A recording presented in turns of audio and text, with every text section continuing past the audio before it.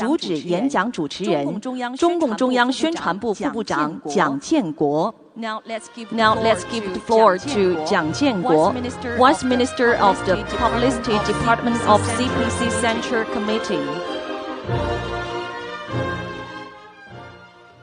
尊敬的 Zedillo 主席 Honorable Chairman Zedillo, Secretary General Norov, Secretary Li, Chairman Zheng Bijian, distinguished guests, ladies and gentlemen, dear friends, let's move to keynote speakers.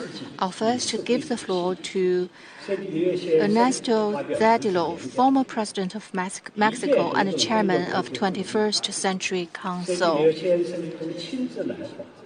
Mr. Zedillo was present at the Understanding China conferences before and addressing the conference. But this time, due to COVID-19, he's going to deliver the speech via video link. Excellencies, Chairman Shen, dear friends and colleagues, ladies and gentlemen. In September of 2003, Kofi Annan famously gave a speech titled "A Fork in the Road." He was deeply worried at the time about recent events that, in his view, had indeed put the world at a point where tough choices had to be made. The UN Secretary General's serious concern essentially stemmed from a reemergence of unilateralism and disregard of international law, whose chief expression had been the invasion of Iraq earlier that year. Annan thought that the unilateral use of force that is not properly sanctioned by the Security Council in reaction to real or even just perceived threats such as terrorism or weapons of mass destruction pose a fundamental challenge to the principles on which, however imperfectly, world peace and stability had rested during almost 6 decades. He was raising the alert about a precedent that could result in the unilateral and lawless use of force with or without justification.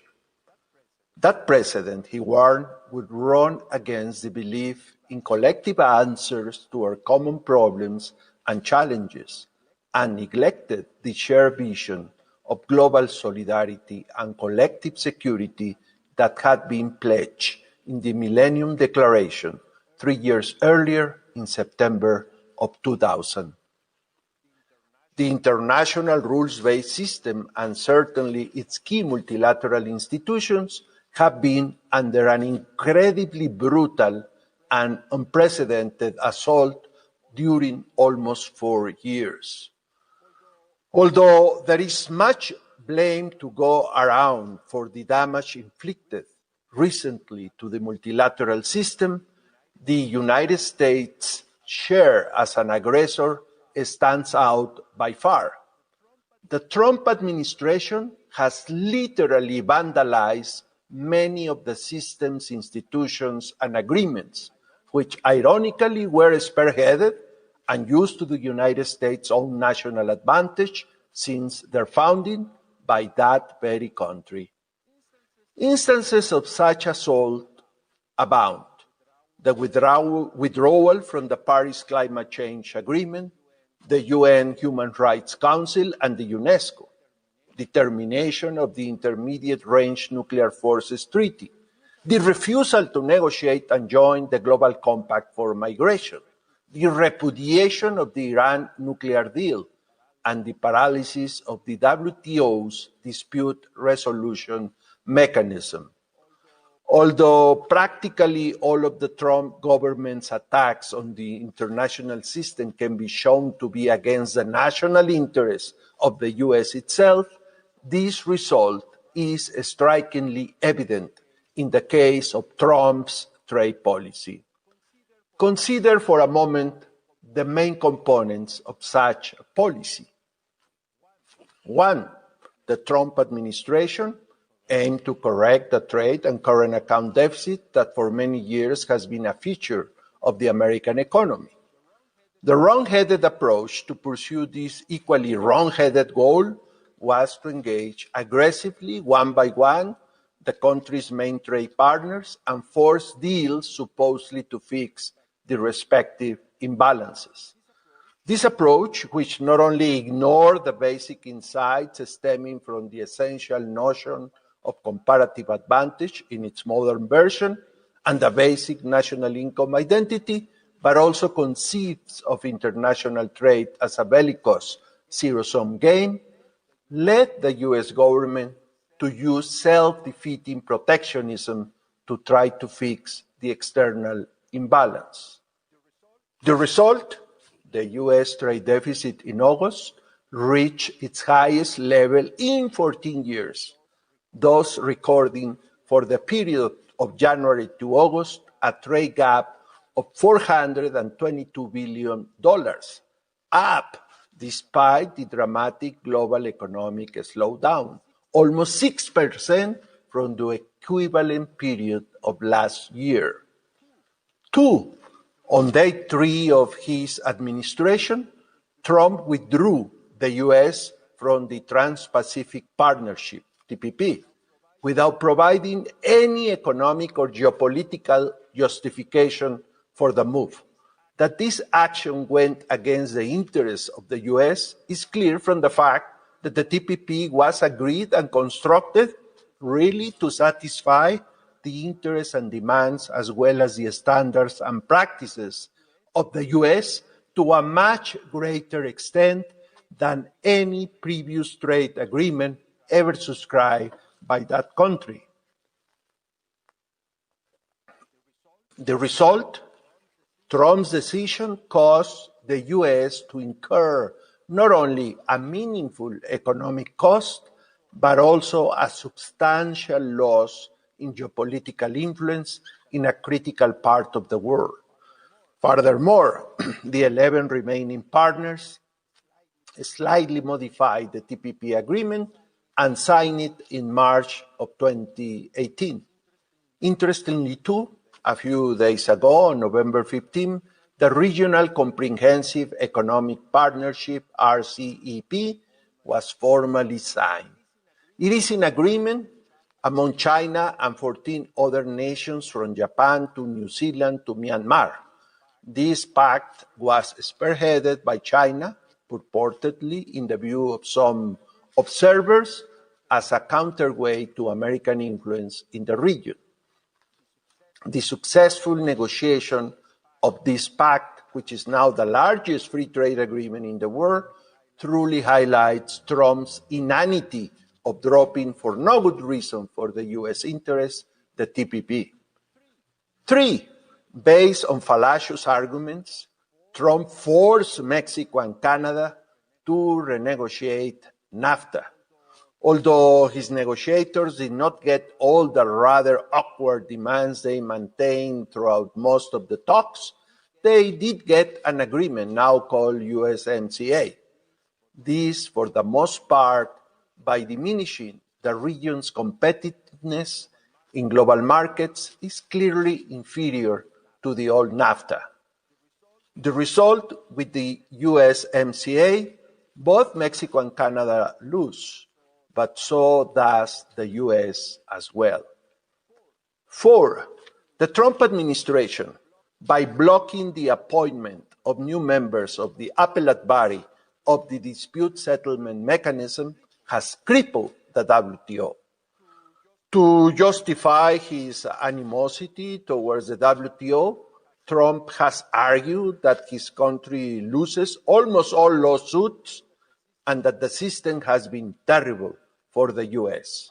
The facts: the U.S. is the most frequent user of the dispute settlement system, having brought to it more cases than China and the European Union combined. And the U.S. has a higher proportion of cases won, 91%, than the rest of the complainants. No serious analysis has ever produced evidence of bias against the United States. Almost always, one of the judges of the appellate body has been an American, a circumstance not enjoyed by any other country. What traditionally has upset American officials is to lose cases brought against U.S. trade remedy actions, anti-dumping and countervailing duties.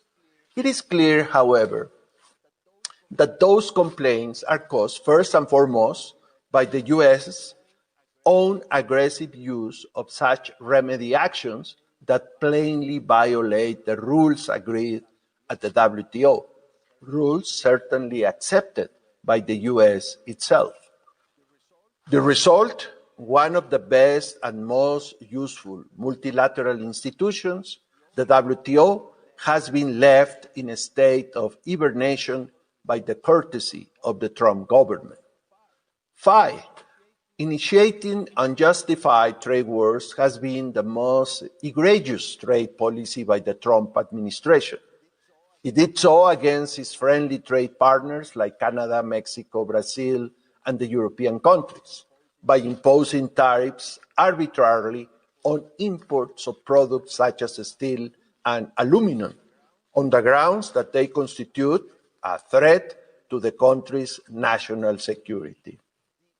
The illegality of this action was flagrant and was opined immediately by many experts.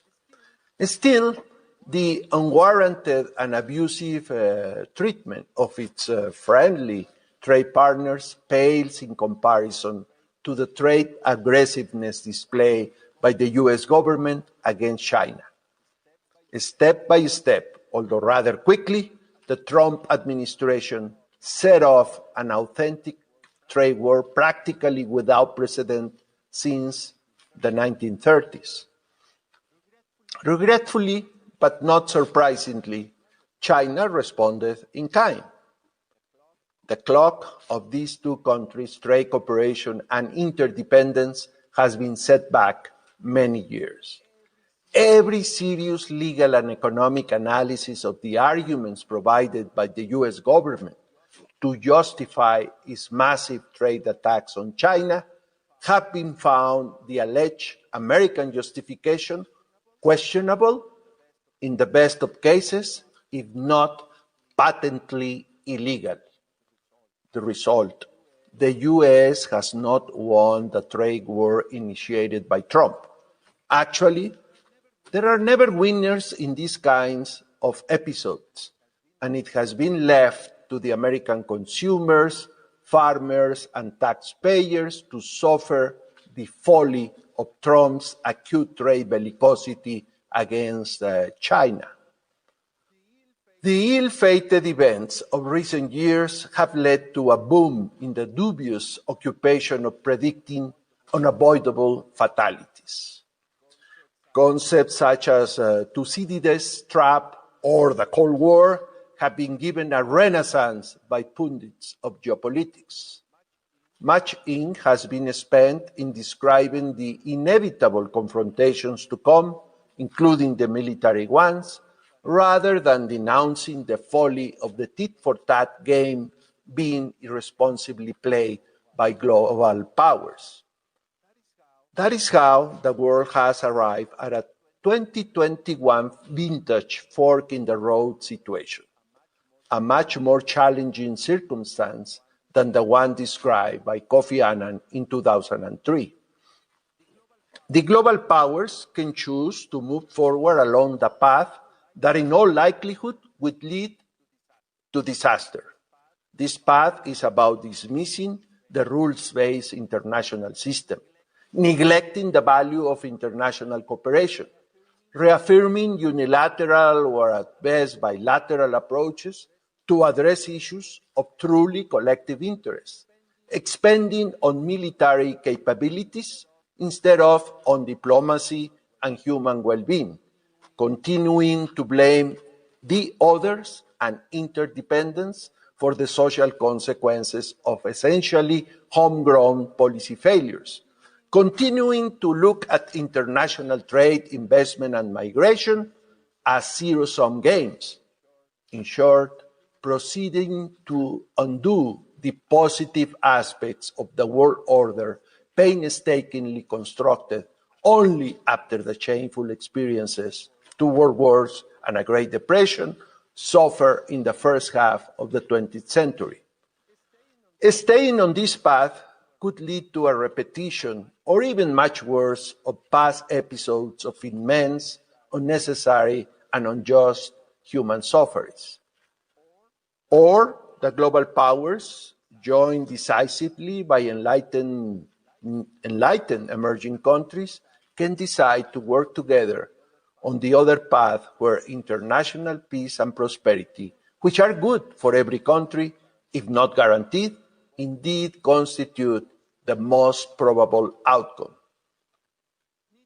Needless to say, moving on that path, despite its promise, will not be easy. For one thing, inertia towards the other direction has gained significant momentum in recent years. The adversarial view of the world has become influential even among otherwise cosmopolitan citizens of open societies. Repairing the damage suffered by international relations and cooperation will be a work of patience, diplomatic craftsmanship, and a slow recovery of mutual trust. But let me emphasize that although the United States has been the worst offender during the Trump administration, the reconstruction and improvement of the system requires the goodwill and effort of all the other stakeholders. Of course, the Biden government must proceed decisively to repair the most egregious misdeeds of the ongoing U.S. government, as already committed by the president-elect himself. Observing the U.S. return to the international agreements and institutions repudiated by Mr. Trump will be not only a source of relief to the rest of the world, but also a firm step towards the restoration of the country's leadership and respectability. However, great responsibility rests with the others. This is certainly the case for China. Under the enlightened leadership of Chairman Zheng Bijian, the Institute has been an impressive generator of good ideas and an effective convener of individuals and institutions committed to the high causes of peace, prosperity, and harmonious interdependence. From my experience as chairman of the 21st Century Council of the Berggruen Institute, thanks to our joint endeavors, notably the periodic organization of the Understanding China Conference, I can provide testimony to how valuable the CIIDS has proven to be. I am very confident that this remarkable institution will continue to thrive in the years to come. Thank you very much.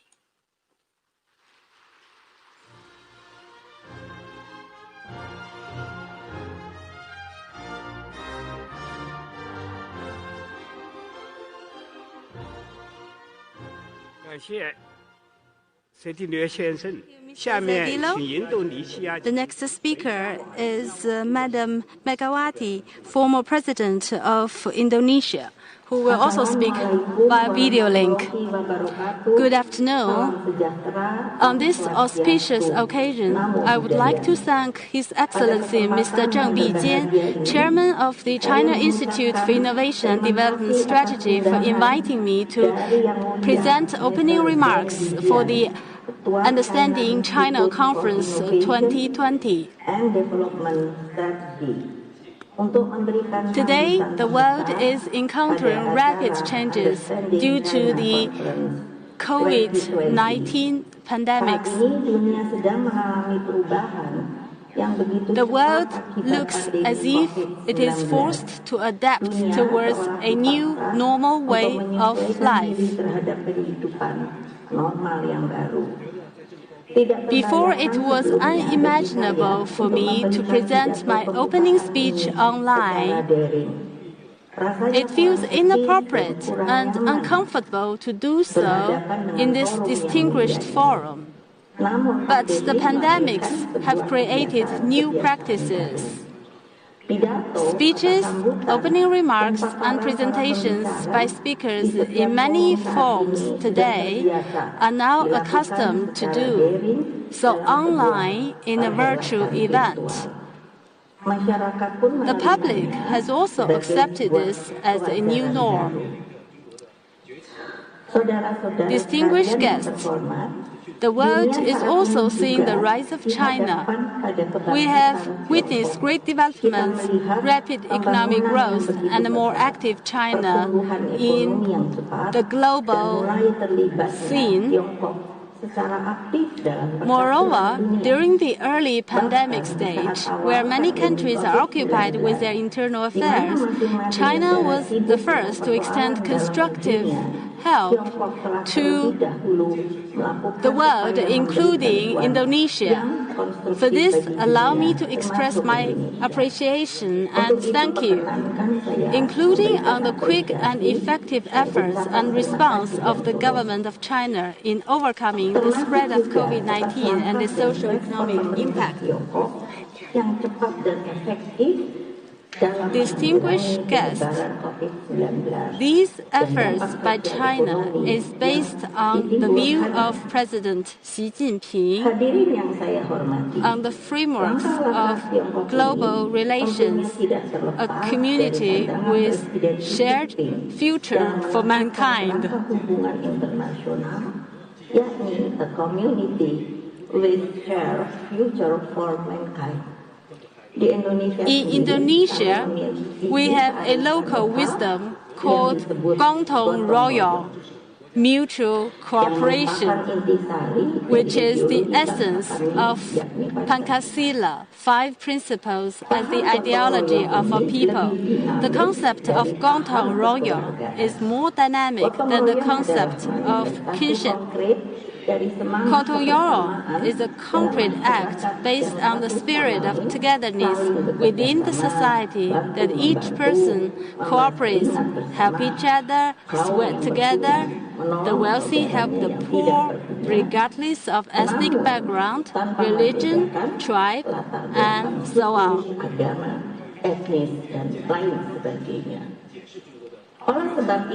Therefore, allow me to invite the international community to see the rise of China in a positive and constructive way.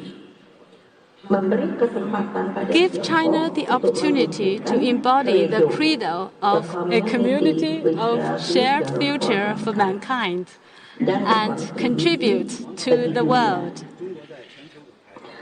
In my opinion, throughout its history, China is also not an expansionist imperialist country.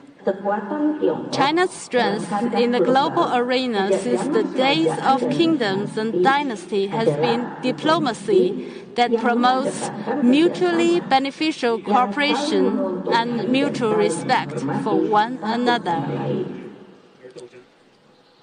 Indonesia and China are 2 countries that have been brought together by the same destiny as a once colonized country, struggling with their own efforts to escape colonialism. Indonesia and China both felt the bitterness of the colonialism and colonism of the stronger countries in the past. For that, I sincerely hope that China will continue to maintain the path of peace and diplomacy in its revival, providing great space for mutually beneficial global cooperation with a spirit of brotherhood.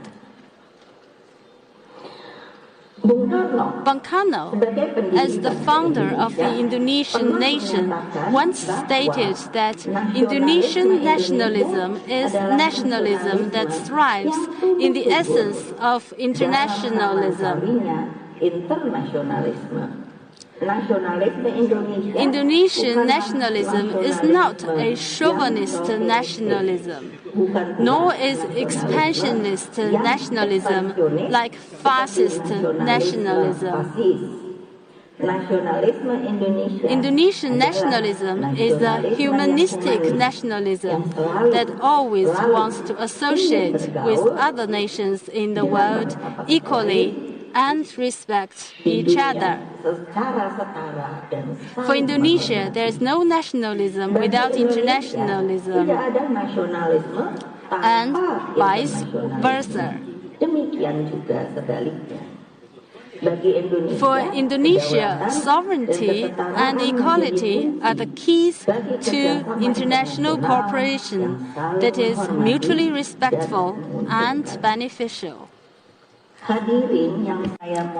Ladies and gentlemen, it cannot be denied that this pandemic has brought an economic downturn and a recession to the world.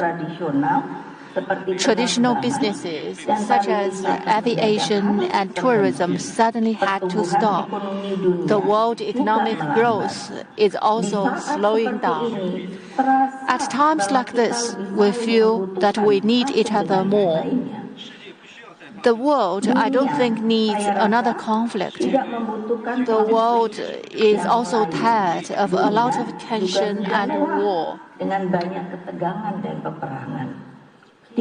In this time of the global pandemic, the world community needs the best possible international cooperation.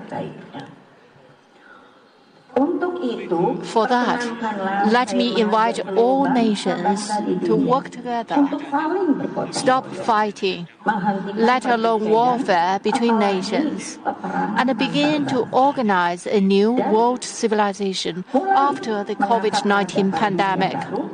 We need innovation, technological cooperation, and economic growth.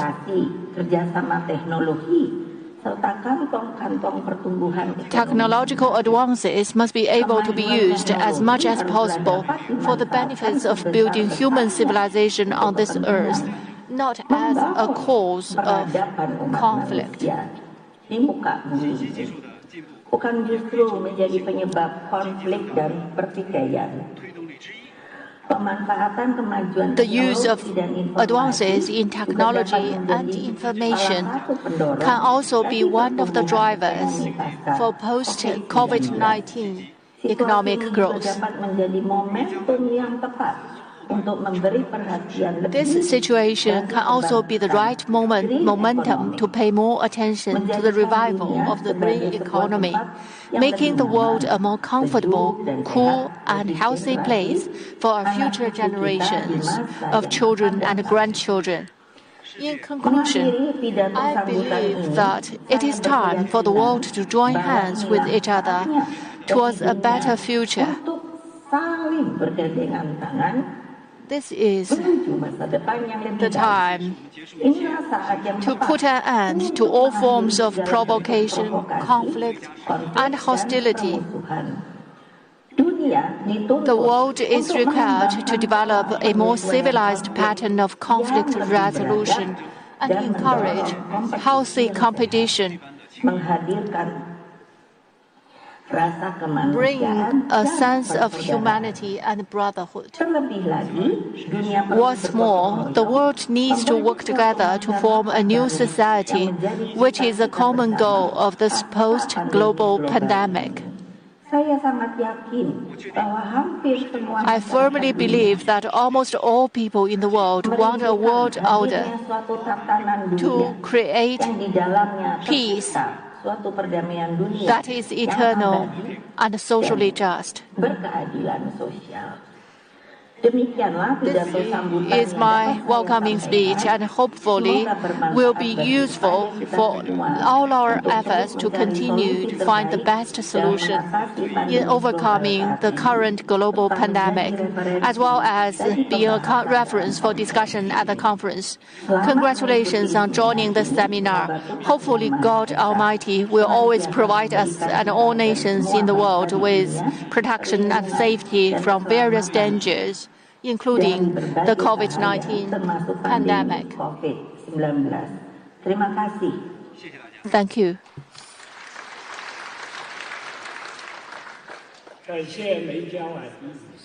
Thank you, Madam Megawati. Our next speaker is Gordon Brown, former Prime Minister of UK.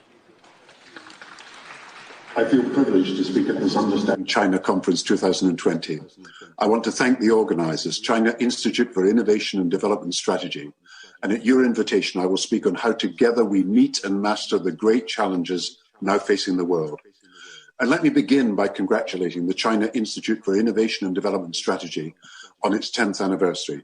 You can look back on 10 years of achievement, 10 years of advancing a global dialogue, not just in one continent, but across all continents, 10 years of global interaction, without which we would not fully understand each other's perspectives. And you can look forward to the next 10 years with confidence. Coming after what has been sadly a lost decade for global intergovernmental cooperation, I believe you will play a major role in what I will call a make or break decade for global cooperation. You meet at an important time, with President Xi sending a personal message to this conference one day in advance of the annual G20 Leaders Online Summit that he and world leaders will attend.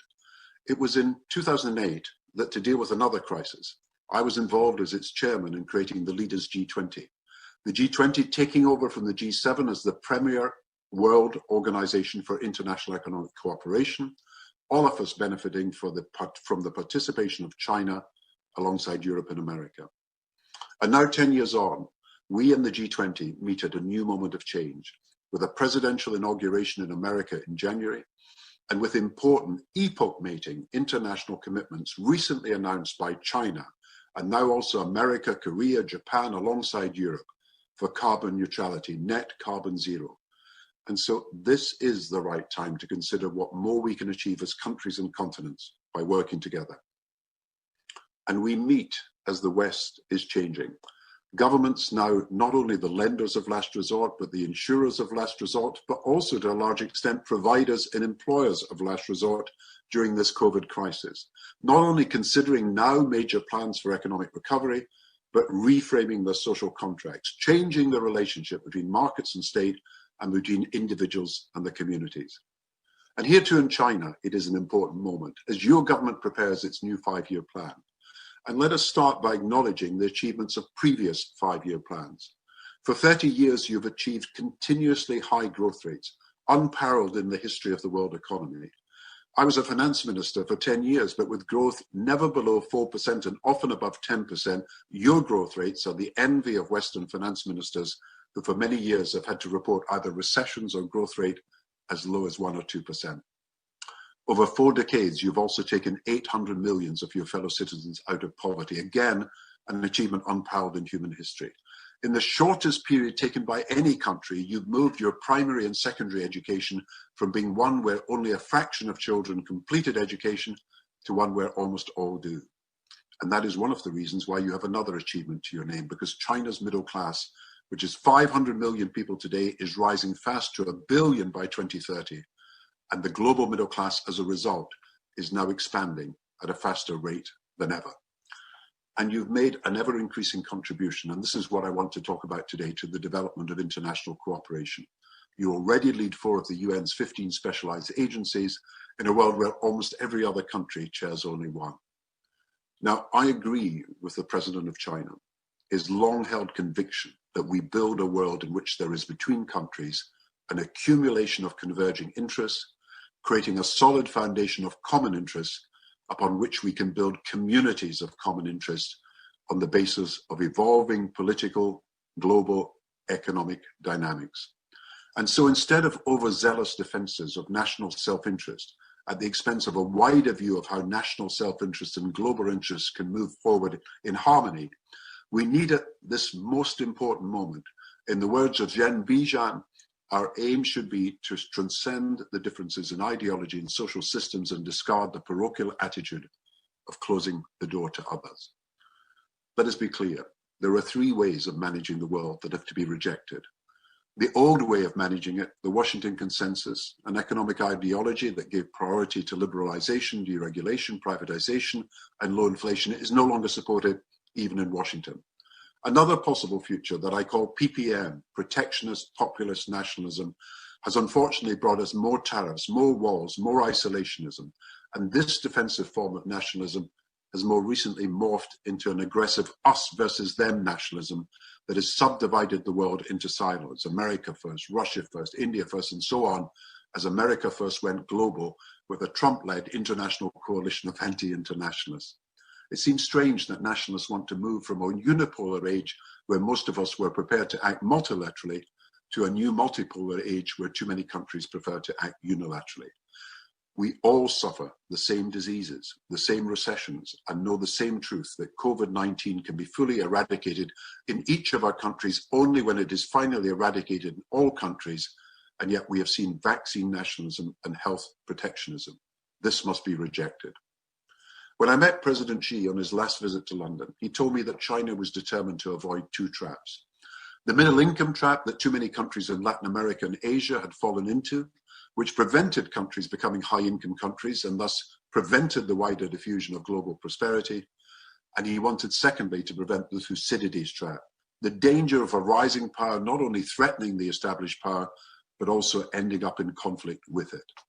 And so the question in international relationships is whether we can find a basis for future cooperation and prevent a descent into a future of one world, two systems. Some talk of an economic Cold War, or as Kevin Rudd puts it, Cold War 1.5.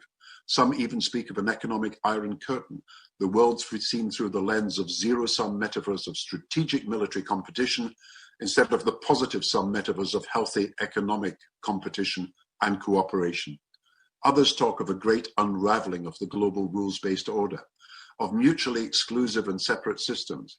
Yet we surely all know the only way forward is not the old Washington consensus, not nationalism, not a future of one world, two systems, but responsible cooperation, building a society of states based on what the Berggruen Institute recently called planetary realism. So I want to discuss an agenda of cooperation where possible, identifying areas where there are common interests, and whereby intensifying collaboration, we can manage areas of competition and even potential conflict. But in doing so, I will not go into detail on the 10 areas where I think US-China cooperation could be improved. That I leave to Henry Kissinger. And of course, this week, Hank Paulson talked of targeted reciprocity.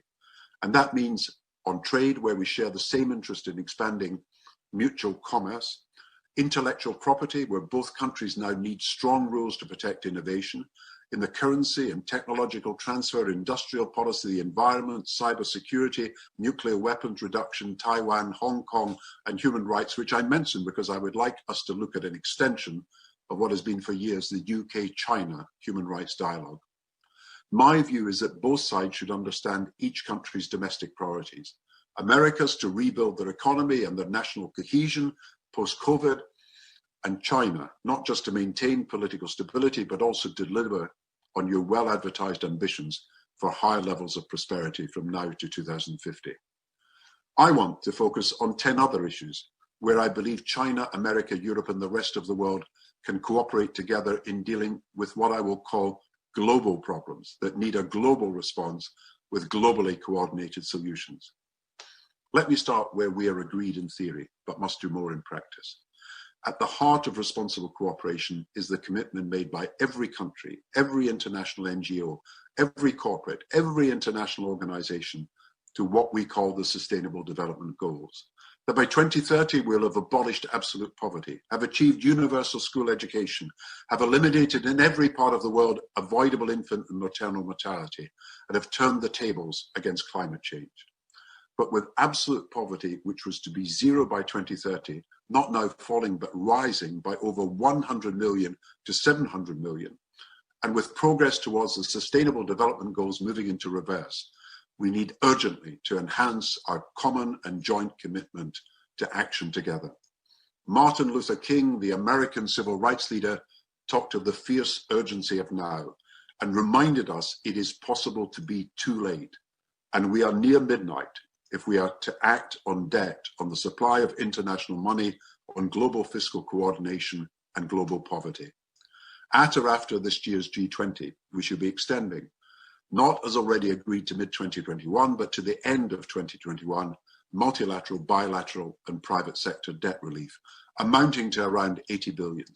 And where necessary, to follow through on a case-by-case basis following the new international agreement on debt restructuring that binds in the private sector as co-creditors and insists that countries use the money relieved for health as set out by the network of health experts around the WHO, for education as set out in the Save Our Future document approved by the Global Education Meeting I attended a few weeks ago, and for investment in the recovery, especially for a Green New Deal. And the G20 is the forum in which to agree not just a scaling up of IMF and World Bank resources so that they can do more to help more than 100 countries, but as we did in 2009, the issuing of new international money, the special drawing rights, $1.2 trillion, which can be delivered in 2 tranches and under which the advanced economies can also transfer these SDRs to the poorer countries in greatest need to pay for their health, their education, their social safety nets, and to invest in the green economy. And that now that we are moving from our COVID rescue operations to plans for recovery, I want to stress that the cumulative benefits on trade and growth from coordinating our monetary and fiscal policies, as we did in 2009, were twice the impact than if countries had simply acted on their own. So far, the fiscal stimulus in advanced economies has been close to 10%, in the poorest only 2%. And so again, the G20 meeting needs to be active in coordinating fiscal and monetary policy. In 2009, only 10% was environmental spending. Today, if we are to follow through our historic commitments on carbon neutrality, the majority of the stimulus should be invested in green projects.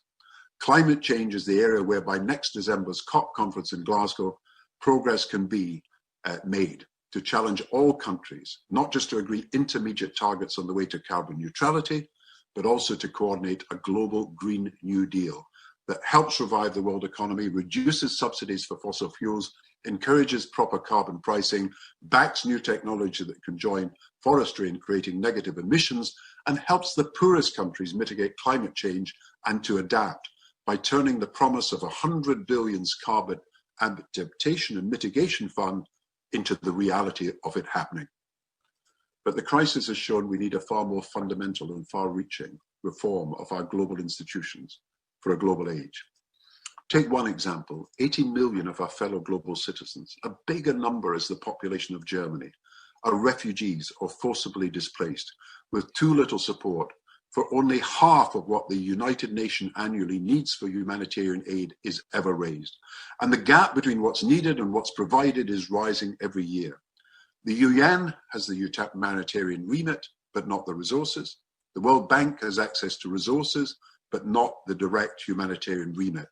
There are therefore 3 options: to extend the UN levy that countries already pay for peacekeeping to include equally vital and now larger humanitarian work, to issue on behalf of the UN a perpetual bond on which interest is paid by member states each year, or, and I think this has the best chance, given the World Bank's ability to raise money in the marketplace, to coordinate the work of the bank and the humanitarian agencies of the UN. Whatever we do, we have to move from a status quo that is condemning millions to poverty, malnutrition, and early deaths. And we need also to refinance global education, for which I propose China consider joining the new International Finance Facility for Education, which would maximize available resources for countries in need. COVID-19 knows no borders, and nor should our response. I and others have proposed a funding formula for guaranteed finance for global health.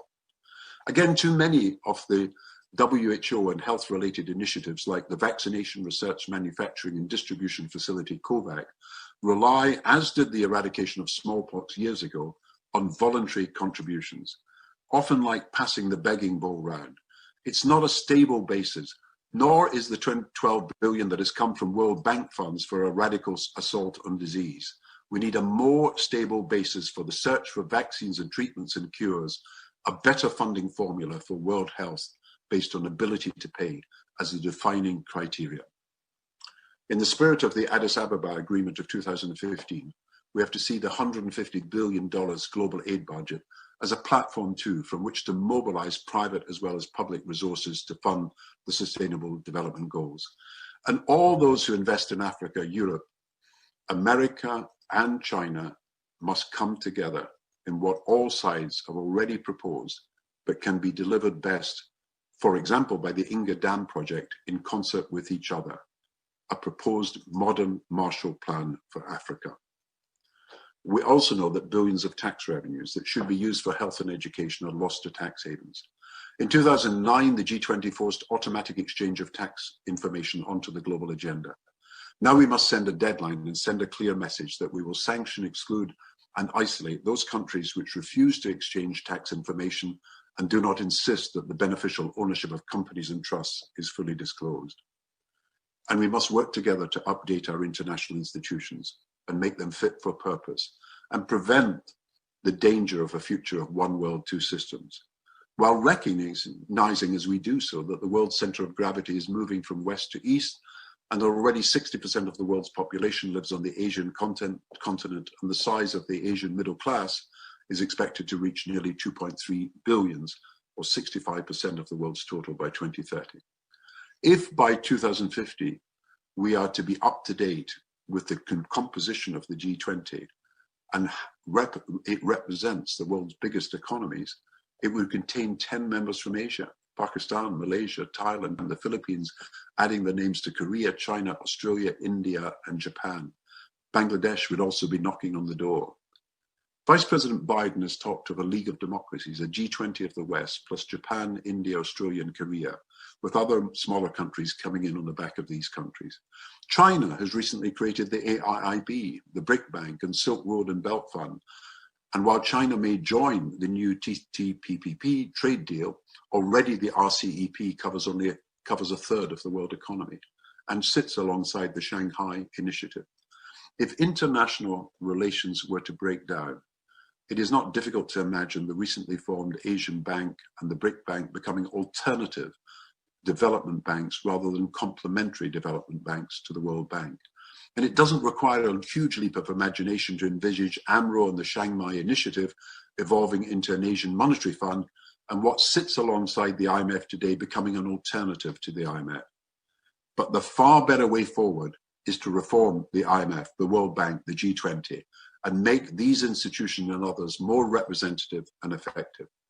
You know, between them, Europe, USA, and Japan comprise today only 13% of the world's population, but control around 55% of IMF votes. European countries with 7% of the population hold 31% of the votes.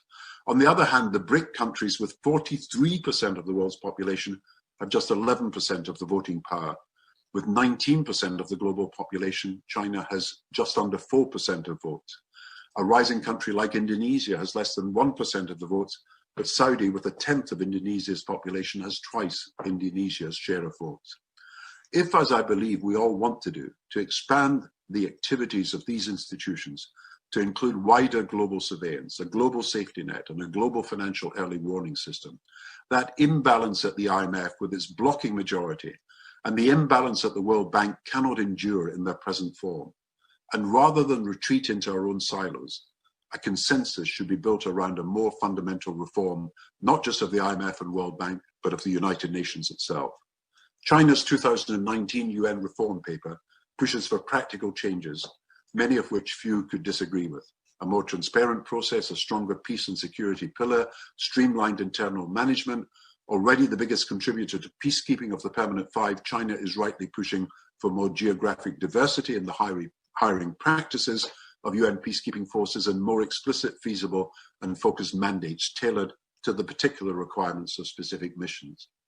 But China's 2015 proposal to create a permanent 8,000-member standby force has not yet found support. I, like many, favour a more representative and reformed Security Council, not just the expansion of the permanent membership, but also a reappraisal of the veto. The UN would also become a stronger force in preventing nuclear proliferation and reducing weapons of mass destruction. It could promote a global digital highway by promoting interoperability and common rules for both digital software and hardware in fields like machine learning and 5G. At the same time as we face new issues like the management of digital trade, cross-border data flows, and includes services like aviation and trade agreements, the World Trade Organization should be complemented by, but not replaced by, regional associations. And we have to find a way that the Paris Club and non-Paris Club creditors work together on debt relief and debt restructuring. And for all countries offering international aid to work together, perhaps through an expanded Reform Development Assistance Committee. both Asia and the West working together to support the development in particular of Africa. For think, and this is where I conclude, think of what we can achieve when we work together. Think of what we have achieved when we have worked together. Smallpox eradicated, HIV/AIDS under greater control, polio on the way out, the ozone layer addressed, the debt relief of 2005, the G20 cooperation of 2009, the Paris Treaty of 2015. Only the beginning of what we can achieve by cooperation. And what gives us hope that a world desolate in 2020 can move forward in 2021. There is a saying that you can survive for 40 days without food, 8 days without water, 8 minutes without air, but not for a second without hope. Sending out from here a message that we will all now work even more closely together to agree global solutions to global problems is what can give the world what it needs now most of all, hope. Thank you very much.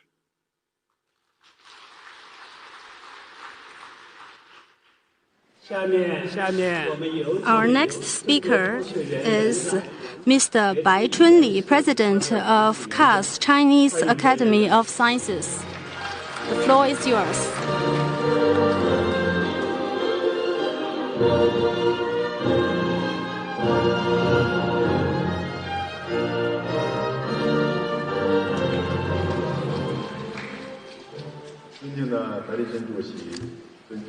Your Excellency, Chairman Bai Huichen, Chairman Zheng Bijian, distinguished guests, ladies and gentlemen, good afternoon. I'm very happy to have this opportunity to attend Understanding China Conference 2020 and to meet with you in the beautiful city of flower, Guangzhou. And today we're exchanging ideas on this important theme of China's new march towards modernization and the community of shared future for humanity. First of all, on behalf of CAS, I would like to express our warmest congratulations to the conference and wish the conference a resounding success. In order to implement President Xi Jinping's instruction of telling the Chinese story well and communicate China's voice since 2013, led by Chairman Zheng Bijian, CAID worked with relevant organizations to have conducted 4 successful Understanding China conferences. The international reputation and influence of the conference has been growing. It has become an important window for the world to understand China, and has also become an important platform for dialogue and exchange among political, business, and academic communities. Just now, Minister Huang Qifan read a congratulatory letter from President Xi Jinping and delivered keynote speeches. Comrade Li Xi made comprehensive, systematic presentation on China's new march towards modernization. Some international guests also talked about their views on the relationship between China and the world from international relations, geopolitical, and international trade perspectives. My presentation will focus on science and technological innovation and share with you my experience of learning the 5th plenary session. I hope that it will help you to understand China's science and technology innovation strategic decision for the next period of time. I will talk about 3 issues. First, how to understand China's science and technology development as it is.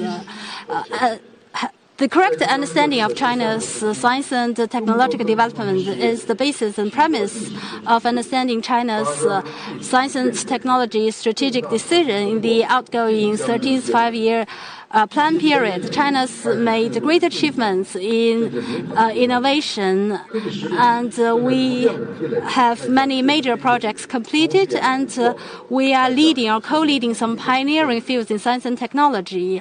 And our science and technology has made quantitative progress and made strides in systematic capability. In 2019, our R&D expenditure reached 2.21 trillion RMB, and R&D intensity 2.23 3%, and researchers' full-time work hour reached 4.9 million person year. Universities reached 14 million, and the size of its innovative talents is #1 in the world. The number of SCI papers and the number of SCI citations both ranked #2 in the world, and domestic invention patent application, PCT patent application, ranked #1 in the world. We are an important contributor to global technological innovation. And in the Nature Index that measures high-quality scientific outcome, China is ranked #2 in the world, and for 8 consecutive years, CAS has been considered #1 in the global scientific institutions. In the 2020 Global Innovation Index published by WIPO, China is ranked 14, the only middle-income economies of the top 30. All the others are developed countries. These data shows that China has made great development in building an innovative country.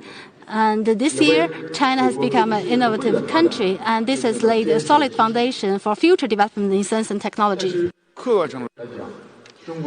However, objectively, the level of scientific innovation in China, compared with the level in developed countries and also the needs for socio-economic development, there is still a gap. The Fifth Plenum determined that the capacity of innovation is not suitable to support high-quality development.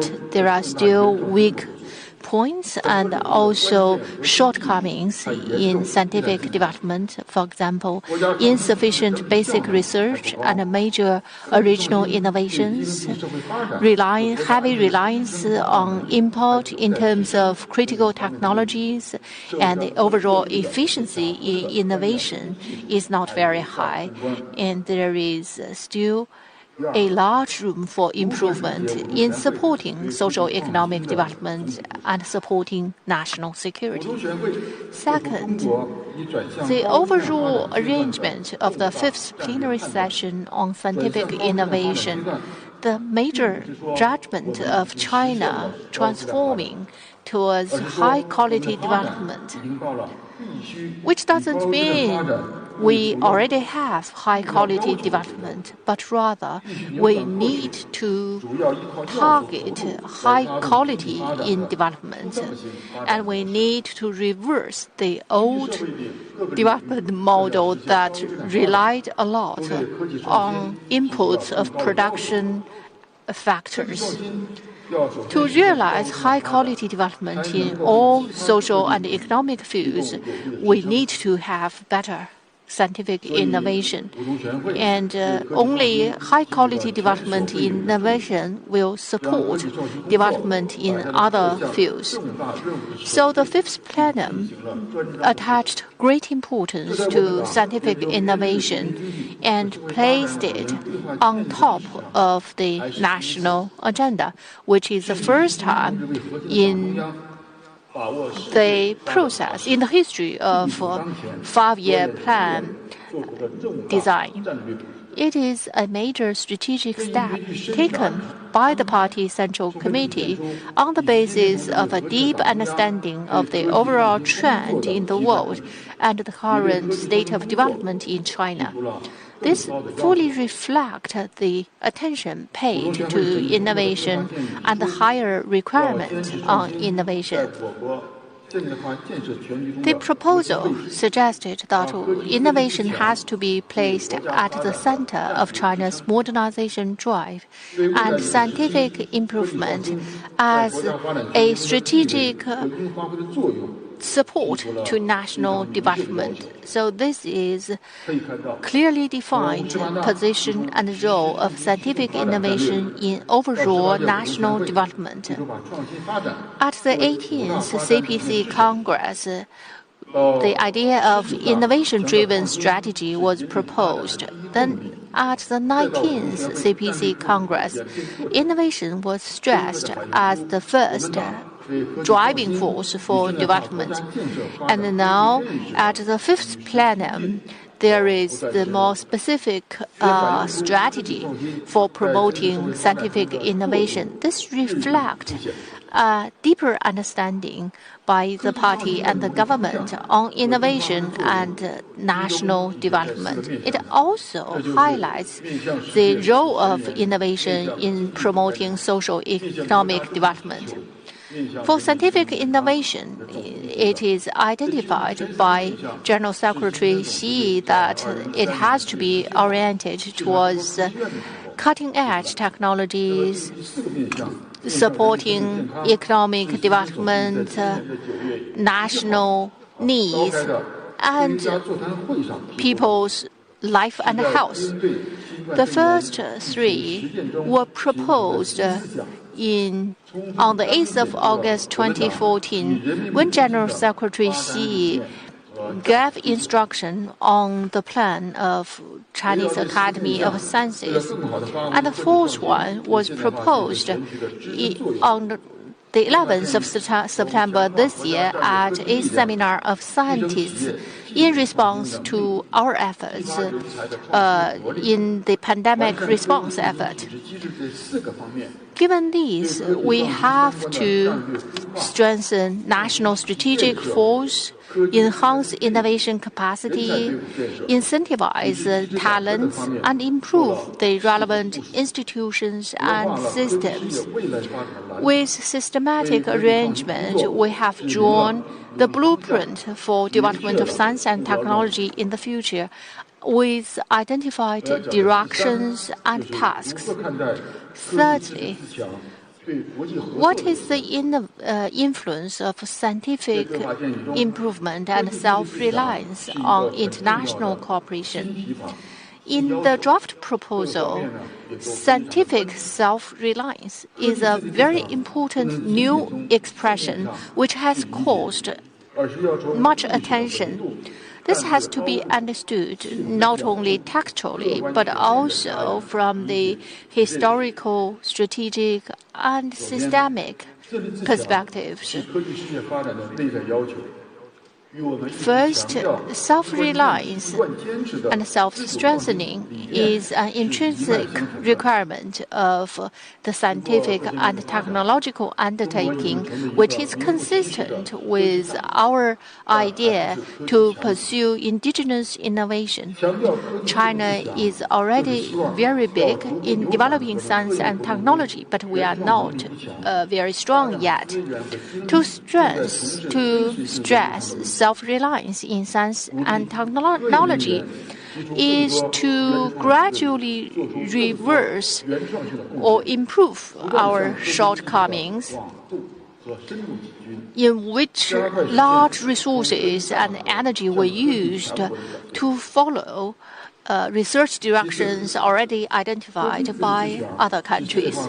We intend to encourage researchers to put forward more original ideas and theories and cover more extensive and profound areas of science and technology.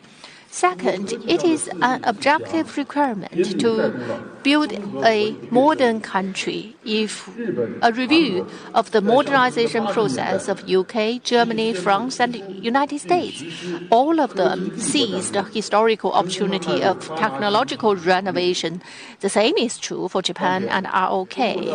At present, per capita GDP of China has already exceeded $10,000, a critical stage from middle income to high income. So we need particularly support with scientific innovation, which will drive social economic development with a greater force. Thirdly, self-reliance is not mutually exclusive with openness and innovation. Stressing self-reliance doesn't mean China is going to close the door to innovate. In the past 40 years, since reform and opening up, China has been promoting international technological cooperation, openness, and innovation, actively joining global innovation network. Self-reliance in science and technology will enable us to better participate in international cooperation on an equal footing and at higher levels, so as to make greater contribution to world science and technology development and contributing our share to dealing with global challenges. Distinguished guests, in face of the COVID-19 pandemic, the common enemy of all of us, all countries are linked together. In response to the pandemic, scientists have been taking action promptly. 172 countries and regions have joined the WHO-led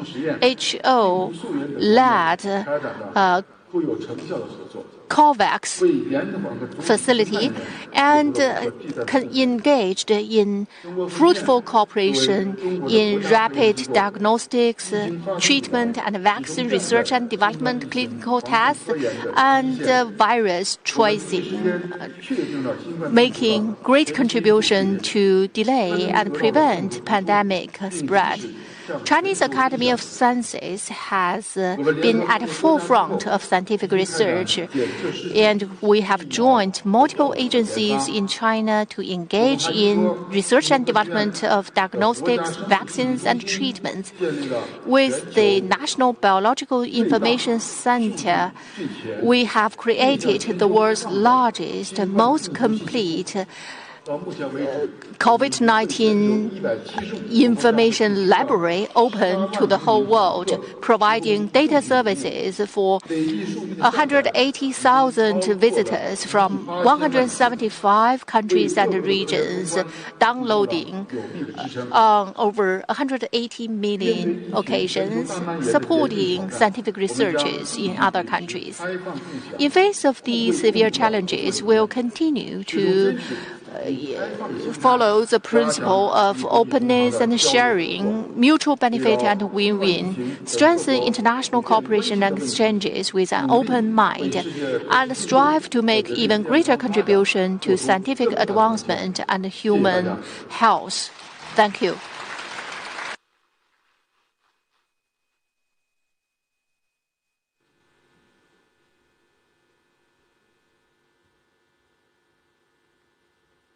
Thank you very much. Our next speaker is Mr. Norov, the SCO Secretary General.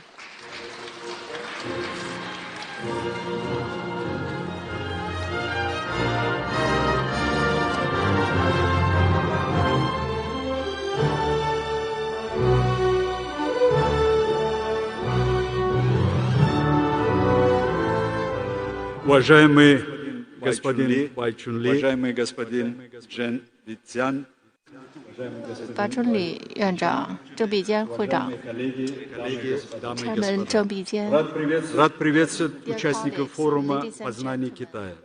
Выражаю признательность Народному правительству провинции Гуандун и Пекинской исследовательской ассоциации социального развития и охраны окружающей среды за приглашение принять участие в работе форума, посвященного модернизации современного Китая и продвижению концепции сообщества единой судьбы человечества с учетом принятого нового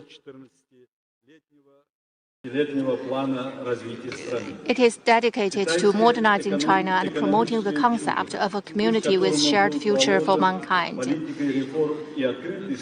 The Chinese economic miracle, to which the policy of reform and opening up has been paved, is of great historical importance not only for China but for humanity as a whole. In the past 40 years, China has become the world's largest economy in terms of purchasing power parity, the world's leading manufacturing and export center, and one of the pillars of global trade, economic and financial system. The province of Guangdong holds a special place in these achievements. Over this period of time, Guangdong province and its special economic zone, Shenzhen, which was a small fishing village, has grown to become the largest agglomeration with a modern high-tech world production center, thanks to the wise policies of the country's leadership. With the development of high-tech industrial clusters, the entire Greater Bay Area, including Hong Kong, Macau, and 9 cities in Guangdong province, will become a world center in high-tech, innovation, and economic activities. Guangdong province and its economic centers are making great contribution to China's GDP growth. China's 13th five-year plan has also been very successful. The high-speed economic growth during this period has lifted over 55 million Chinese people out of poverty. China has eradicated poverty, thus making an excellent contribution to global poverty reduction. Today, China's valuable experience in poverty reduction and its comprehensive poverty alleviation measures are being implemented in many countries in the world. By the end of this year, China's GDP will be close to $15 trillion. And China is the world's only economy with a positive growth, albeit the ongoing pandemic. China achieved about 5% growth in Q3, which is a major contribution to the stability of the world economy, which has been impacted in an unprecedented way because of the pandemic. It can be said that China has saved the world economy twice. First, with a giant investment program following the global financial crisis of 2008-2009, and now with a rapid recovery from the successful fight against the coronavirus in the country. There is increased international interest in the One Belt, One Road initiative launched by Chinese President Xi Jinping.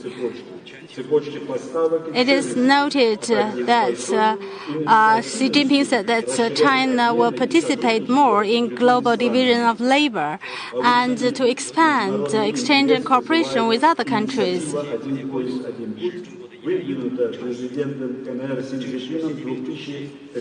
The Belt and Road Initiative was launched by Chinese President Xi Jinping in 2013 during his visit to Central and Southeast Asian countries. It aims to connect transport routes and expand trade and capital flows in Eurasia. It should be noted that this project was developed on the basis of the concept of building a community with shared future for mankind, proposed by Xi Jinping for joint integrated development in the fields of politics, security, economics, culture, and environment based on the principles of openness, inclusiveness, common good, and mutual benefit. In this regard, I would like to emphasize that the SCO was the first regional organization in the world to embody the basic principles of this concept to the maximum extent possible. As Chinese President Xi Jinping rightly noted at the last SCO summit on November 10th in Moscow, the organization exemplifies a new type of international relations based on mutual respect, equality, justice, cooperation, and mutual benefit. The special appeal of the SCO is given by the Shanghai spirit, the main content of which is mutual trust, mutual benefits, equality, mutual consultations, respect for cultural diversity, and striving for joint development. These principles are in fact at the core of the formation and development development of a new model of regional interactions in Eurasia. This year, since the outbreak of the coronavirus infection, the SCO countries have shown a high level of solidarity and mutual assistance, demonstrating a common determination to participate in developing collective measures to overcome the epidemiological, political, and socio-economic consequences of the pandemic. The use of multilateral mechanisms of cooperation in the sphere of healthcare and the sanitary epidemiological well-being ensure the development and adoption of a comprehensive plan for joint measures to counter threats of epidemics in the SCO region. In this context, Mr. Xi Jinping's initiative to establish a hotline between national centers of SCO countries for the prevention and control of cross-border infectious diseases, as well as the activation of the SCO Traditional Medicine Forum, also deserves attention. Our organization continues to strengthen its status as one of the most authoritative platforms for strengthening peace and stability in the region, based on the universally recognized principles of international law, multilateralism, equal and indivisible security, respect for sovereignty, territorial integrity, and non-interference in the internal affairs of states, renunciation of the use of threat of use of force.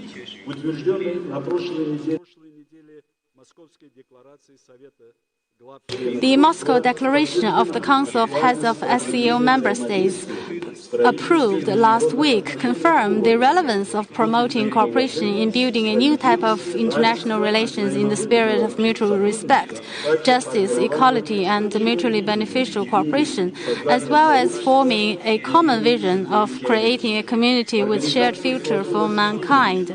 The organization has developed a common understanding that joint work to maintain peace and stability in the region must be supported by the active development of trade and economic ties. Almost half of the world's population lives in the area of the association, and about a quarter of world's GDP is produced. The total foreign trade turnover of SCO member states last year exceeded $6.3 trillion. At the same time, the indicators of mutual trade among the SCO member states account for only 5% of this volume, which clearly does not correspond to the enormous internal potential of our organization. In this context, as part of the completed Russian presidency of the organization, an updated action plan for the implementation of the SCO Development Strategy 2025 was developed and approved, which is focused on the prompt recovery of our economies from the COVID-19 pandemic.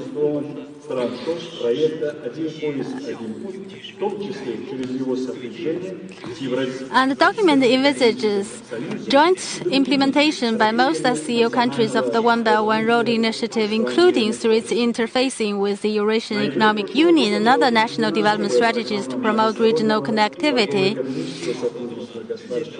Last November, a new program of multilateral trade and economic cooperation of the SCO member states was approved, with a special emphasis on digitalization and introduction of high technologies into the trade and production industries of our countries.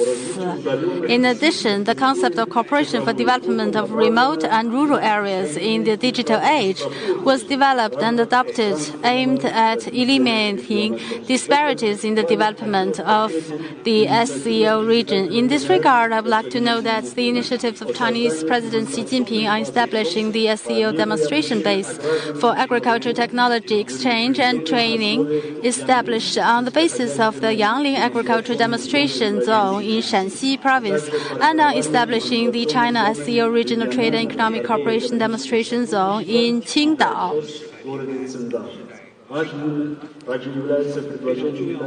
Another important proposal by the Chinese side is to strengthen cooperation in the field of high technologies and the introduction of technological advances into production, which will be developed by the relevant ministries and agencies of our countries. I consider it extremely useful to hold the SCO China Digital Economy Forum in Chongqing next year, which was proposed by SCO Chairman Xi Jinping at the last SCO Summit. Providing the digital transformation of the economies of the SCO member states will allow us to lay a solid foundation for global competitiveness. This is particularly important in view of the redistribution of power in the global economy from west to east as we see it today.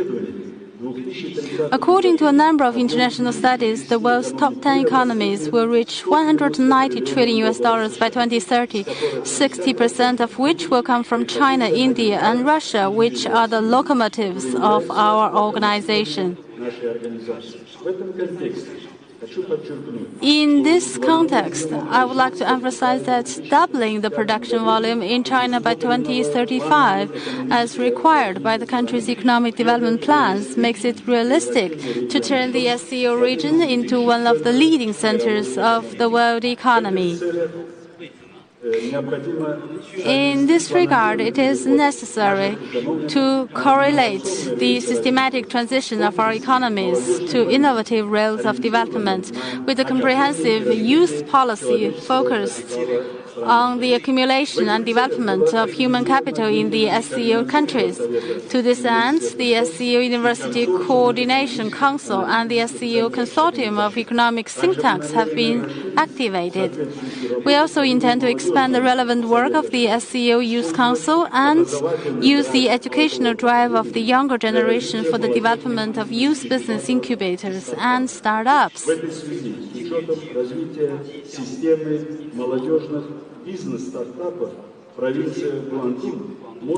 Dear colleagues, in conclusion, I would like to draw your attention once again to the statement made by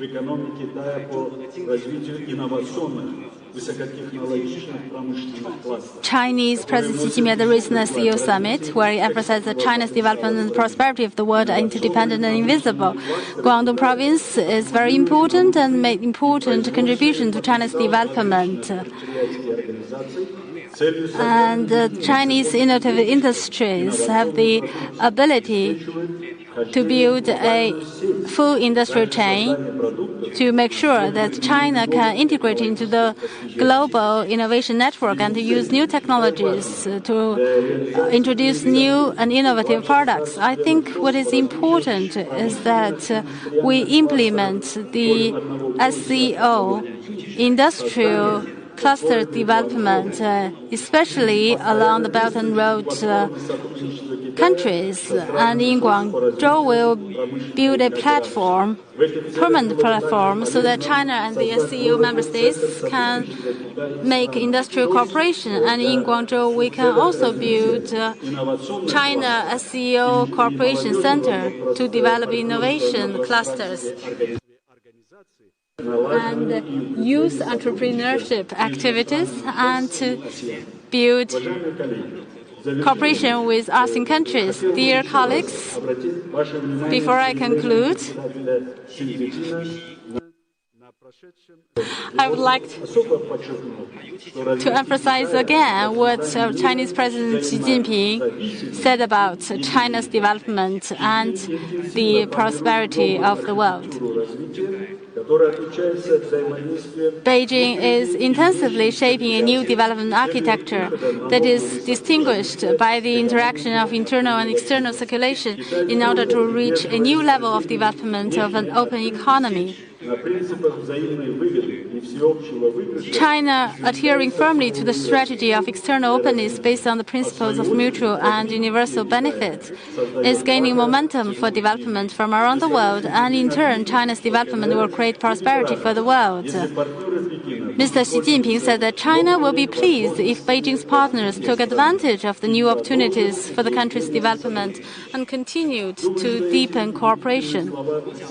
I think these conversing words of the Chinese president, which clearly express the basic principles of the concept of building a community with shared future for mankind, will serve as an inspiration for most countries of the world, as well as for the SCO family in joint development and in ensuring the well-being of our countries and peoples.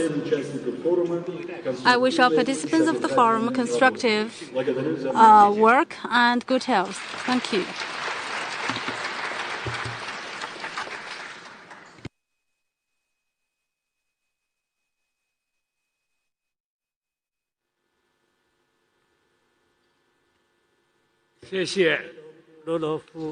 Thank you, Secretary General Norov. Our next speaker is Mr. Huang Qifan, Distinguished Professor, Fudan University, and Academic Advisor of China Finance 40. The floor is yours, Professor Huang.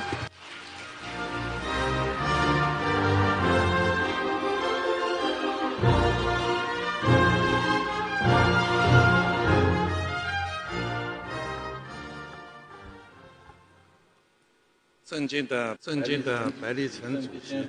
Bai Chunli, Chairman Zheng Bijian, distinguished leaders, experts, ladies and gentlemen, good afternoon. I'm very pleased to attend the Understanding China Conference 2020. People are expecting cooperation to promote global economic recovery after the pandemic. But how can we reconstruct global cooperation? The fifth plenary session of the 19th CPC Central Committee proposed a major strategy to develop a new development pattern focusing on domestic circulation and with domestic and international circulations mutually reinforcing. As I understand it, it is China's action to promote global cooperation and support economic recovery. In the new development paradigm, China will not focus solely on achieving trade surplus, but rather appropriately expand import so as to achieve balance. As General Secretary Xi pointed out, China will take the initiative to expand import. It is not a contingency measure, but rather a long-term consideration to promote common development. This implies that China will sustainably increase import so as to achieve balance. For the world, China is the most potential market. In the coming 10 years, we will import a total value of 22 trillion and service import 5 trillion, totaling $27 trillion. Such a large demand will directly promoting global economic recovery so that the world economy will move out of stagnation. Second, in the new development paradigm, China stresses scientific self-reliance, which will contribute to higher innovation capacity and also promote global scientific and industrial cooperation. In the past few years, international trust has not been deepened on top of deeper international division of labor and trade exchanges because some individual countries have used their technological advantage to block other countries and to stop other countries' investment on grounds of national security. China proposes self-reliance to reduce this one-way technological dependence and develop high tax with its own comparative advantage, narrow down technical gap with developed economies, thus creating conditions for exchanges and cooperation as equals. On the other hand, it is also designed to bridge the gap in input in basic research. Although R&D accounted for 2.2% in total GDP in 2019, ranking China the second in the world, but still there is a gap with other major countries in G20. That doesn't mean China will close the door. Given the pandemic response, we need to have cooperation to support innovation. Recently, the U.S. presidential election has ended. If the new administration will be able to work together with China and resume scientific cooperation on the basis of mutual benefit, it is highly possible to advance a new round of technological and industrial revolution, and the world economy will recover sooner. Thirdly, China's socialist market economic system will be further improved with production factors better allocated at higher level and the economic growth more sustainable. With export-driven economy, the Chinese economic growth relied a lot on labor and capital input. But since the focus was on production instead of consumption, and the endogenous driving force for economic growth has been insufficient, and there was excessive production capacity and insufficient domestic demand. Therefore, to have the dual circulation means that we need to have unblocked circulation in production, exchanges, allocation, and consumption, with better economic circulations, deeper industrial policy, and investment and financing system reforms. In the first half of this year, the CPC central government produced two major documents. One on constructing a more full-fledged factor market allocation systems, stressing that we need to advance market-based allocation of land, labor, capital, technology, and data. The other document was opinions on improving socialist market economic system in the era. The document particularly pointed to the need to further improve support for the private sector and also market policy, legal and social environment for the foreign invested enterprises. There is a need to remove various obstacles and hidden barriers for market competition, create an environment for all subjects of various ownerships to use resources and production factors as equals and participate in competition under equal legal protection. These two documents lay down the foundation for a higher level domestic circulation. The market will be given a fuller role in deciding on resource allocation. The quality, driving force, and efficiency of Chinese economic growth will be further enhanced, thus promoting global economic growth. Fourthly, in the new development paradigm, business environment in China will be further improved, offering better development opportunities for foreign capital to create a market-based international business environment based on the rule of law. This is the direction of our effort. First, we want to have a market-based business environment. In the past few years, reforms have produced a good result in this regard, reducing the hidden institutional cost of economic and social operation by a large margin. Effort has been redoubled since the outbreak of pandemic. The two documents are very specific in this regard. Second, business environment has to be based on the rule of law. On the basis of the foreign investment law and the implementation regulations of the foreign investment law, President Xi said at the opening ceremony of the third China International Import-Expo that China will continue to improve a foreign-related legal system that is open and transparent, with strengthened IPR protection and better maintenance of legitimate rights and interests of foreign-funded enterprises. Finally, on international business environment, we have had 21 free trade experimental zones, 1 free trade port, and also the proposal to transform openness to rule-based openness. Since the pandemic, China has actually opened wider to the outside world. The 2020 negative list for foreign investment in the first half of the year, the restrictions on foreign shares with regard to security companies, security investment fund management companies, futures companies, and life insurance companies have been removed.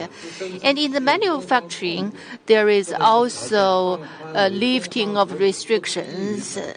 The same applied in the agricultural field. China is now a stabilizer and wind haven for global cross-boundary investment. Fifthly, in the new development paradigm, China will construct high-standard free trade zone network to promote an open world economy. Changes are taking place in the world. In the long term, the contest or debates over rules will certainly exist, but it is still possible to reach new common understanding through negotiation and consultation. The fifth plenum proposed to construct a high-standard free trade zone network for the whole world. Is a major initiative for China to deal with the debate over rules and actively take part in international economic governance. RCEP has been signed, which will further enhance economic growth quality, promoting stability of the industrial and supply chains, thus promoting economic growth in Asia-Pacific and the whole world at large. China will speed up a comprehensive investment agreement with Europe and in research into the possibility of joining CPTPP. Actually, now that U.S., Japan, and Europe has reached agreement on industrial subsidy, market distortion, and technological transfers, they are thinking about economic and trade new rules based on so-called fair trade, and the possibility of resuming TPP or putting forward more comprehensive and challenging rules cannot be excluded. China must take part and talk about our interests and appeals and take a proactive part in rulemaking. As General Secretary Xi pointed out, China stands ready to negotiate and sign high-standard free trade area agreement, strengthen exchanges with such areas. China is working to build up trust, rule-based trust, therefore promoting an open world economy. Ladies and gentlemen, these are mainly contents of the fifth plenum, which is China's prescription for rebuilding global trust and promoting economic recovery after the pandemic. But we still need to do something. That is, we need to have a global common understanding on the community of shared future for mankind, as General Secretary Xi has proposed. And immediately, we need to jointly action in pandemic response and control the pandemic. I am sure that there will be major cooperation for economic recovery after the pandemic. Thank you.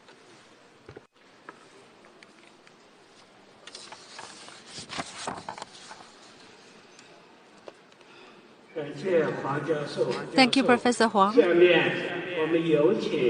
Last but not the least, Mr. Zheng Bijian, Chairman of CIIDS, will make a keynote speech.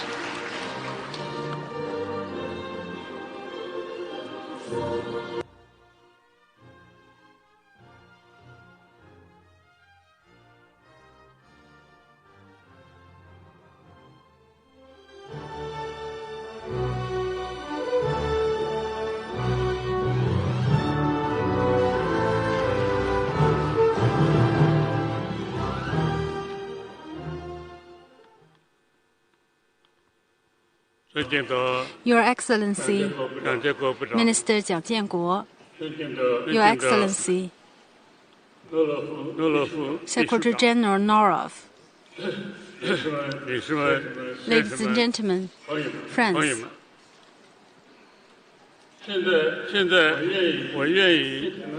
Now let me start by giving you a brief elaboration on the theme of this year's Understanding China Conference, which is huge shake-up, big test, and great cooperation. China's new march toward modernization and community of a shared future for humanity. I would like to share with you 5 points. First,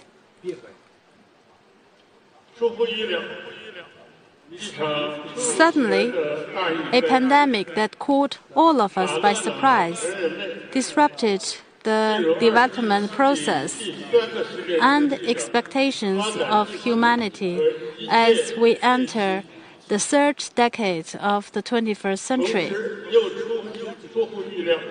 An equally unexpected wave of backlash against globalization, fueled by protectionism, unilateralism, and populism, has added more uncertainties to the world.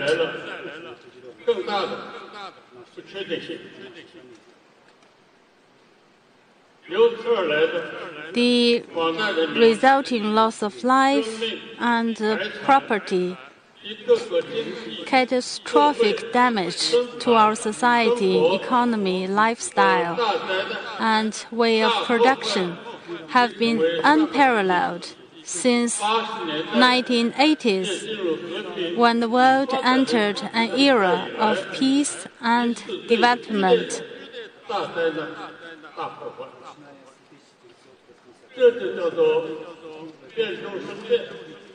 With existing changes giving rise to new changes and multiple changes interacting with each other, the world is entering a stormy period of constant changes, which is the huge shake-up we are facing today. My second point.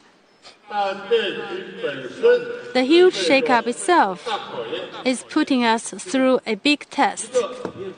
First, can we overcome unilateralism and join hands to win the battle against the pandemic? Second, can we restore the global value chain, ignite a new round of economic globalization, and relaunch development, one working together to overcome the pandemic? Third, while fighting the pandemic and relaunching growth, can we stay committed and undistracted in spite of all the noises so as to create a new chapter of world peace and development in the third decade of the 21st century and beyond? Running through the dynamics of this huge shake-up and big test is a fundamental historical imperative, which is to achieve great cooperation among all countries and regions with different social systems, stages of development, and aspirations from the third decade of the 21st century on.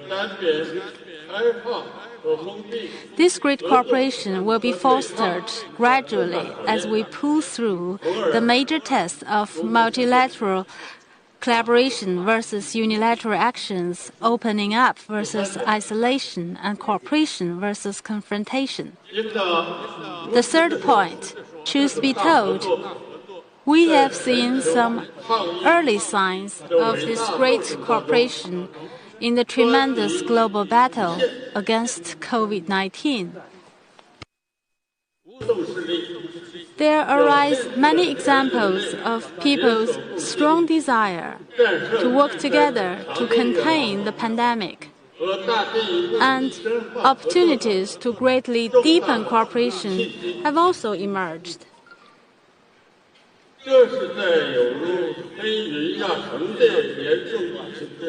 great cooperation of all humanity is the silver lining in the dark and menacing clouds of the pandemic, and is cordially welcomed by all good people in the world.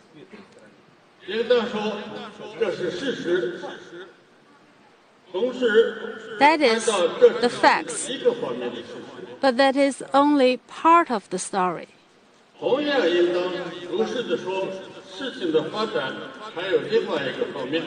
Truth be told, there is another part of the story. To the surprise of all good people in the world, including all the conscientious statesmen and thinkers, the politician in power in a hegemonic country, in order to exonerate himself from his incompetence that has cost hundreds of thousands of lives in his country and to win more votes in elections, shifted the blame to China when he himself openly denounced any effort to fight the epidemic, willfully made full containment of China a declared government policy, and even claimed unscrupulously that Taiwan is not part of China. This lame duck of the hegemonic country is viciously unleashing his final madness. I must make a serious statement that this is the most negative part of the enormous changes unseen in the century. The first point. In such a very challenging situation, China remains calm in making plans for the future. The most important one being the proposal for formulating the 14th five-year plan for national economic and social development and the long-range objectives through the year 2035, adopted at the 5th plenary session of the 19th Central Committee of the CPC recently. This proposal, especially the strategic decision on fostering a new development paradigm in which domestic and foreign markets can boost each other, with the domestic market as the mainstay, is a strategic choice by the 1.4 billion Chinese people to tackle the challenging landscape, meet the severe test, and promote great cooperation under the current domestic and international circumstances. This plan answers the question of how, in the context of increasingly complicated international environment, growing instability and uncertainty, and when the time frames of the two centenary goals converge, the Communist Party of China intends to lead the Chinese nation to accomplish great rejuvenation amid momentous changes in the world unseen in 100 years, offering a new vision for China's development and demonstrating China's responsibility as a major country that integrates its own development with that of the world. The plan will become the most important window to understand the governance of China by the CPC and the country's economic and social development in the current context. The plan also contains a deeper strategic assessment. After making sober analysis of the favorable and unfavorable domestic and international conditions, the CPC Central Committee is convinced that China is still in an important period of strategic opportunities. In the third decade of the 21st century and beyond, we will maintain our strategic focus by concentrating resources and efforts to do our own things well. We will look for opportunities in crisis and generate new possibilities in the changing environment. And as we pursue internal development goals, we will also actively conduct cooperation with other countries to create much better prospects for the world. Let me summarize in 4 statements. First, adhere to reform and opening up and concentrate on doing China's own business well. Second, by fostering a new development paradigm with domestic circulation being the mainstay and domestic and international circulations reinforcing each other, we will build a new economic system with higher level opening up.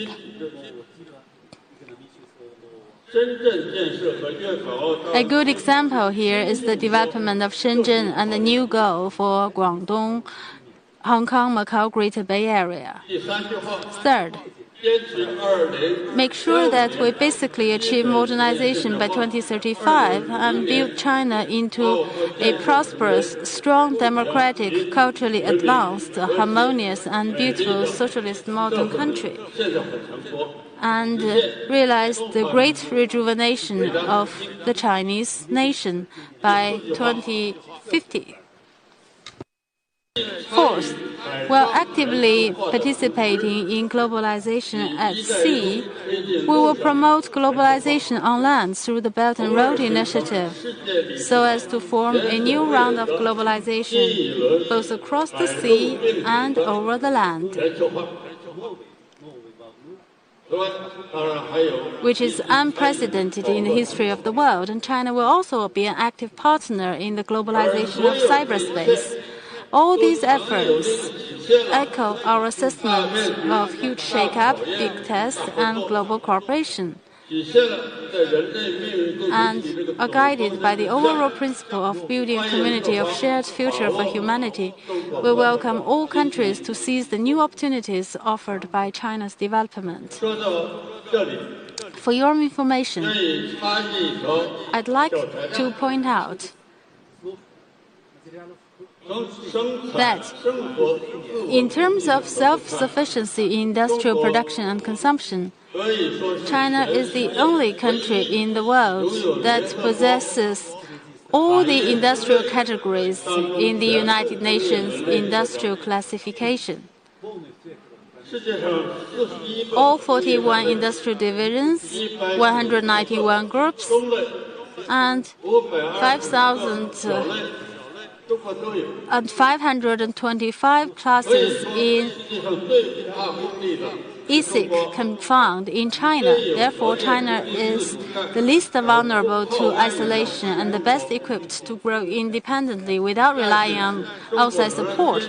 However, China has chosen to open wider to the outside world, stabilize the industrial supply chain, and promote reform and development through opening up. It demonstrates the strategic mindset and strategic vision of the Chinese people.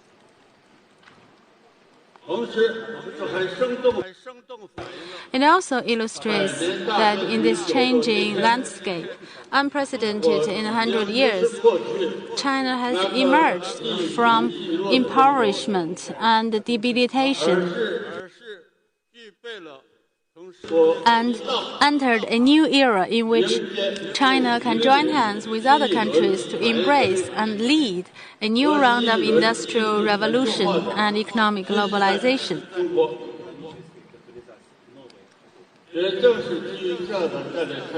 With this strategic dynamics, the period from now to 2035 will become a critical time for China's peaceful rise.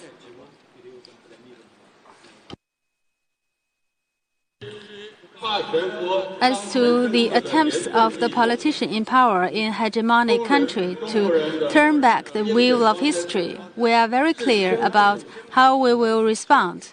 We will be prepared both mentally and practically for all possible changes in the external environment, good or bad, with the worst scenario cases in mind,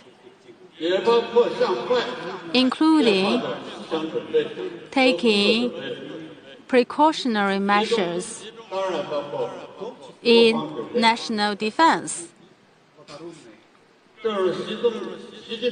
As General Secretary Xi Jinping pointed out at the commemorative meeting of the 70th anniversary of the war to resist the U.S. aggression and aid Korea, the Chinese nation stands tough to fear-mongering and extreme pressures. The Chinese people don't create troubles, nor are we afraid of troubles. We should speak to the invaders in the language they understand. That is to end the war with war and to stop the invasion with force. This is so well said and so very powerful.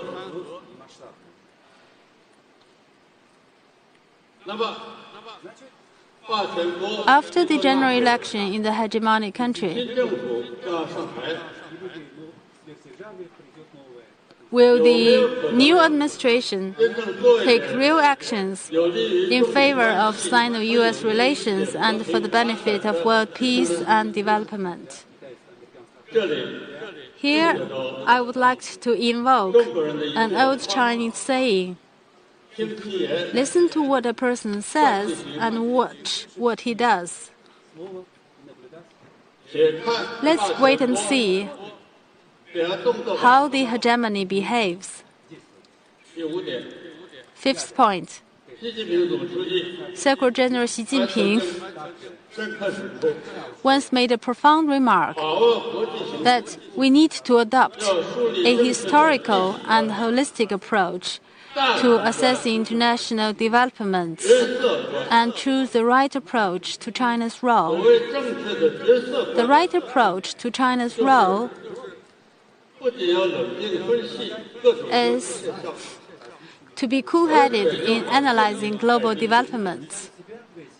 We should view China's role in the context of its relations with the rest of the world, so as to clearly define its position and role in an evolving international landscape and adopt a foreign policy that befits China's role.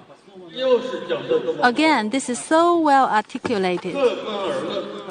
Objectively speaking, the evolution of international landscape exhibits duality, having both positive aspects and negative aspects.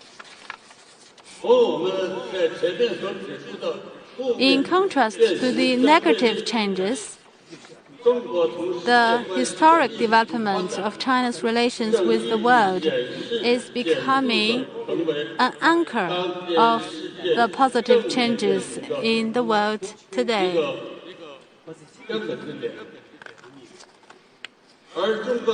China's peaceful rise is a great rejuvenation of the Chinese civilization driven by the comprehensive modernization of socialism with Chinese characteristics. And it's by no means a process of a new hegemon replacing the old hegemon as we have seen in modern world history. That is to say, China defines its role as a country safeguarding, reforming, and improving the international order and system, and upholds the banner of global governance, multilateralism, and the community of shared future to respond to hegemonism. In a word, the significant thematic setup of huge shake-up, big test, and great cooperation itself means making historic choices and seizing historic opportunities. In the current situation, the real historic mission before the international community is to deeply reflect on economic globalization and global governance and substantially promote the community of shared future for humanity based on the convergence of interests and communities of interest. 应当是提到国际社会面前的历史性的。This is indeed, as I said, the real historic mission before the international community. Thank you.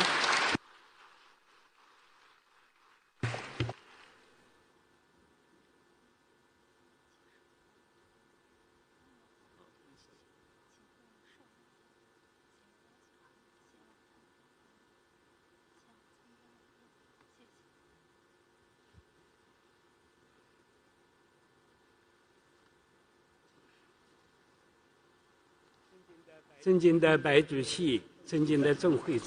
Bai, Chairman Zheng, distinguished guests. Just now, 4 foreign guests and 3 Chinese guests have made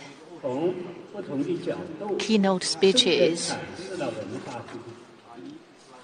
explaining their views of the theme of our conference from different perspectives. Let's thank them for their presentation with a warm round of applause. This concludes our keynote session. I now invite you to move to Guangzhou Room on the 3rd floor for the welcoming dinner. Thank you. 各位嘉宾，主旨演讲到此结束。欢迎晚宴将于今晚7时在香格里拉酒店。